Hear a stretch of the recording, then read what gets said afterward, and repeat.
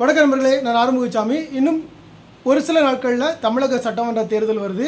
கண்டிப்பாக எல்லாருமே ஏதோ ஒரு கட்சிக்கு வாக்களித்து தான் ஆகணும், ஏதோ ஒரு உறுப்பினரை நம்ம தேர்ந்தெடுத்து தான் ஆகணும். அப்போ அந்த இடத்துல இப்போ தேர்தல் பரப்புரை நடந்துகிட்டு இருக்குது. கடந்த ஒரு மாதமாகவே தேர்தல் பரப்புரை நடந்துகிட்டு இருக்குது. இதை இந்த பரப்புரை உற்று நோக்கிக்கிட்டு இருக்கேன்.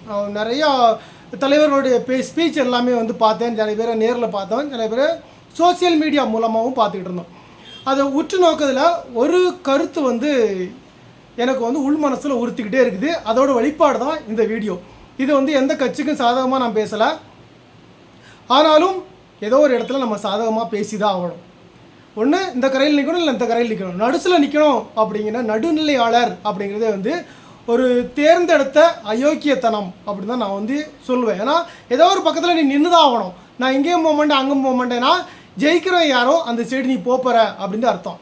அப்போ இந்த இடத்துல நான் அந்த தேர்தல் பரப்புரையை உற்று நோக்கையில் எனக்கு ஒரு விஷயம் உறுத்திக்கிட்டே இருக்குது. இது எந்த மாதிரி இவங்களுடைய பேச்சு அப்படிங்கிறது. அதில் திமுக தலைவருடைய பேச்சு நான் கவனிச்சதில் ரொம்ப அருவருக்கத்தக்க பேச்சு. திமுக தலைவர்னா ஸ்டாலின் கிடையாது, ஸ்டாலினும் அப்படி தான் பேசுகிறார் ஒரு சில நேரங்களில். உதயநிதி ஸ்டாலின் இவரோட பேச்சு அருவருக்கத்தக்க வகையில் போய்கிட்டே இருக்குது. இதை பார்த்துருப்பீங்க, நிறைய பேர் இதை கேட்டு விசில் அடித்து கொண்டாடுறாங்க. அது எந்த மாதிரி ஒரு மனநிலைன்னு தெரியல. அவரோட பேச்சு போன தேர்தலில் நிறைய பேசினார். போன தேர்தலே நிறையா தரந்தாழ்ந்த பேச்சுகள்லாம் அவரோட பேச்சில் இருந்தது. ஆனாலும் எதிர்கட்சி அப்படிங்கிற அளவில் அவரோட பேச்சை ஏற்றுக்கிட்டு அவங்களுக்கு ஒரு வாய்ப்புகள் கொடுத்தாங்க. என்ன கேட்டாங்க, ஒரு செங்கலை தூக்கி காட்டினார், எய்ம்ஸ் மருத்துவமனை வரலனாரு. ஆனால் எய்ம்ஸ் பார்த்திங்கன்னா பல 100 கோடி ரூபாய் செலவில் மதுரையில் கட்டப்பட்டு வருது. மிக பிரம்மாண்டமாக கட்டப்பட்டு வருது. இது ஒரு சாதாரண வீடு கட்டுறது கிடையாது. ஒரு வீடு கட்டணுன்னா கூட 1 வருஷம் ஆகும். எனக்கெல்லாம் வீடு கட்ட ஒரு சின்ன 1500 ஸ்கொயர் ஃபீட்டில் வீடு கட்டினாலே எனக்கு 1 வருஷம் ஆச்சு. அப்போ அந்த ப்ராஜெக்ட் நடந்துகிட்டு இருக்குது. அந்த எய்ம்ஸ் செங்கலை காட்டினார். அப்புறம் நீட் தேர்வு, இது மிக முக்கியமான விஷயமா போன தேர்தலில் இருந்தது. எல்லாருமே அவங்கவுங்க வீட்டில் உள்ள குழந்தைகள் டாக்டருக்கு படிக்க போகிறாங்க அப்படிங்கிற மனநிலையிலே எல்லாரும் ஓட்டு போட்டாங்க. நீட் தேர்வு நான் வந்த உடனே ரத்து பண்ணுவாங்க. எப்படி ரத்து பண்ணுவீங்கன்னு கேட்கும்போது அதெல்லாம் பெரிய ரகசியம், எனக்கு மட்டும் தான் தெரியும்னு சொல்லி ஒரு கேக்கப்பக்கன்னு ஒரு சிரிச்சுக்கிட்டு அவருக்கு பதில் சொன்னார். அப்போது ஏதோ வச்சிருக்காரு போருக்குன்னு மக்கள் நினச்சிக்கிட்டாங்க. அது சிரிப்பிலே அவர் பொய் சொல்கிறாருங்க எல்லாத்துக்கும் தெரியும். ஆனால் நிறைய பாமர மக்கள் அவர் பேசுகிறது எல்லாமே உண்மை நம்பிக்கிட்டு ஓட்டு போட்டாங்க. அதாவது அவர் நிறையா அதை கூட ரொம்ப கீழ்த்தரமான முறையில் பேசினார்.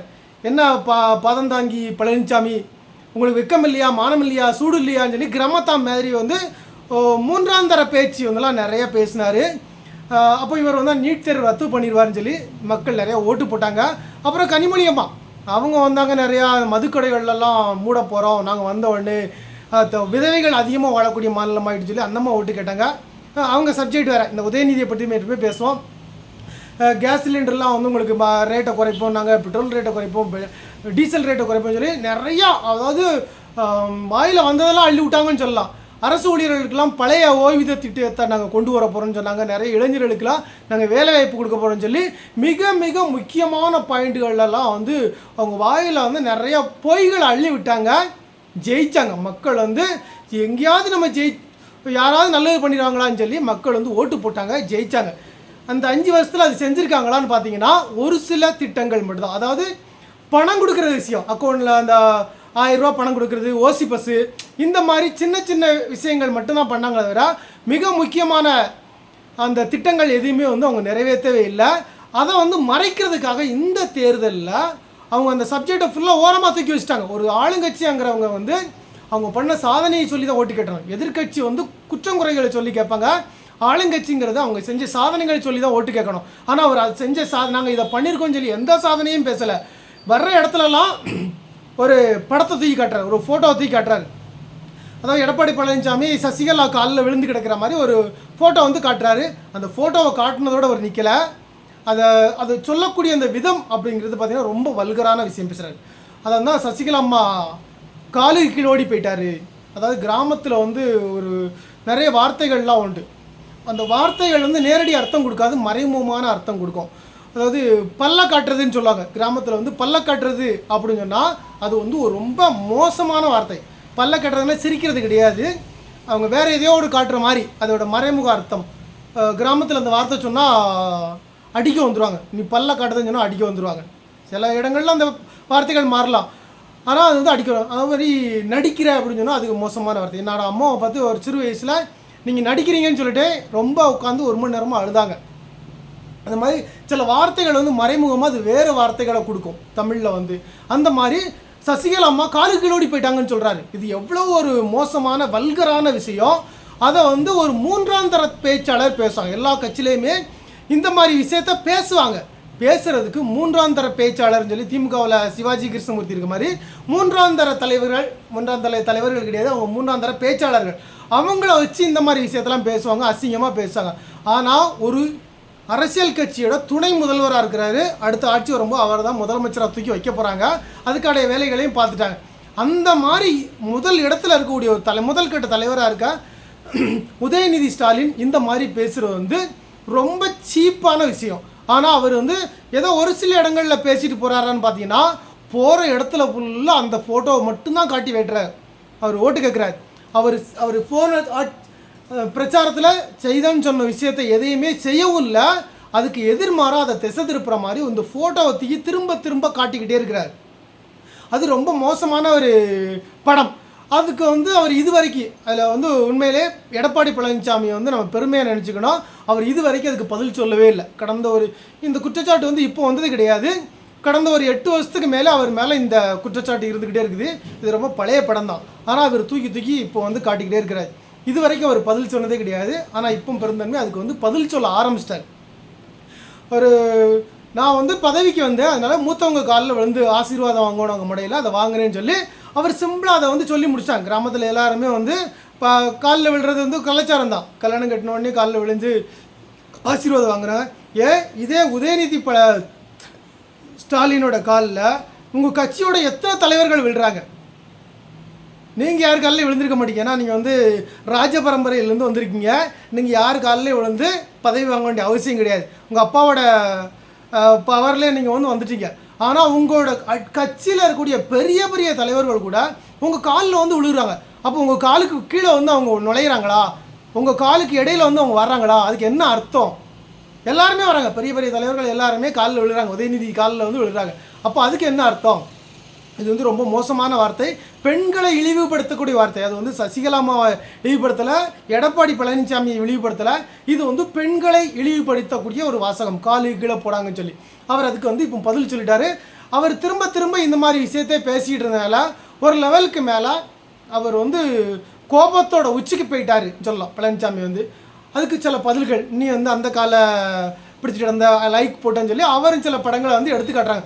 ஒவ்வொரு வினைக்கும் எதிர்வினை கண்டிப்பாக உண்டு. இது அவர் பேச ஆரம்பிச்சோன்னு நிறைய பேர் கிளாஸ் எடுக்க ஆரம்பிக்கிறாங்க. இது என்ன அநாகரிகமாக பேசுகிறான்னு சொல்லி அவருக்கு கிளாஸ் எடுக்க ஆரம்பிச்சிட்டாங்கன்னு. இப்போது ஒருதலை பட்சமான இந்த வார்த்தைகளை வந்து இதுவரைக்கும் தேர்தல் பரப்புரை வந்து இன்னும் நாளைக்கு வந்து முடிய போகுது.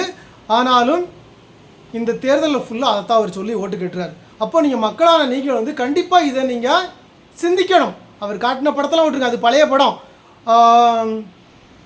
நான் முதல்ல சொன்ன மாதிரி உதயநிதி ஸ்டாலினை பொறுத்த வரைக்கும் அவருக்கு வந்து யார் காலில் விளையாண்டு இல்லை, அவர் ராஜ பரம்பரையில் வந்துட்டார். ஆனால் ஒரு சாதாரண ஏழை குடும்பத்தில், விவசாய குடும்பத்தில் பிறந்து வளர்ந்த பழனிசாமி இந்த பொறுப்புக்கு வளர்னா அவர் எத்தனையோ கால்களை பிடிச்சி தான் ஆகணும். அதில் எந்த மாற்றமே கிடையாது. நீங்கள் இந்த வீடியோ பார்த்துட்டு இருக்க நீங்கள் கூட வந்து உங்களை வந்து என் காலில் விழு, நாளைக்கு உன் முதலமைச்சர் சீட்டில் ஒரு நாள் உட்கார வைக்கேன்னு சொன்னால் காலில் விழுவீங்களா மாட்டீங்களா? நான் விழுந்துருவேன். ஏன்னா அது அவ்வளோ பெரிய பவர். அந்த பவருக்கு வர்றது அவ்வளோ சாதாரண ஒரு விஷயம் கிடையாது. எவ்வளோ பேர் காலை பிடிச்சி கூட வந்திருக்கலாம்னு வைங்களேன், ஓகேயா? அதனால் வந்து இந்த இடத்துல வந்து நான் கோடி ரூபா தந்தாலும் இதெல்லாம் செய்ய மாட்டேன்னு சொல்லி யாரும் சொல்ல மாட்டாங்க. கோடி ரூபாங்கிறது அவ்வளோ பெரிய விஷயம். இதை பேசுகிற வந்து நடைமுறை சாத்தியமான விஷயத்து பாருங்கள். அவர் ஏழை குடும்பத்தில் வந்தவர் காலை பிடிச்சி வந்திருக்கலாம், ஒன்றும் தப்பு இல்லை. ஆனால் வந்த இடத்துல அவருடைய பவரை வந்து தக்க வச்சுட்டார்.